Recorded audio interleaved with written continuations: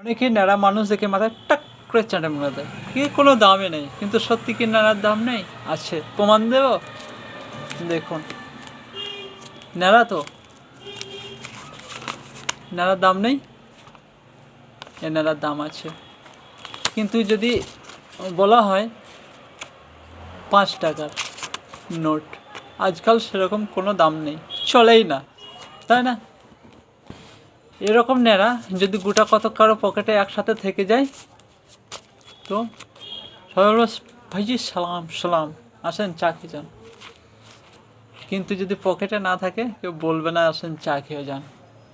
তাহলে নাড়ার দাম আছে। তো এই নাড়া করতে মানুষ লজ্জা পায় কেন? নাড়া মতলব লাভ, লাভ, লোকসান না। আপনি নাড়া করেছেন, আপনি দেখা মাত্র কেউ যদি বলে, তা বলবেন মনে করবি তুই 2000 টাকার নোট দেখে ফেললি, 500 টাকার নোট দেখে ফেললি, আমার নাড়া মাথা মানে তোর সৌভাগ্য।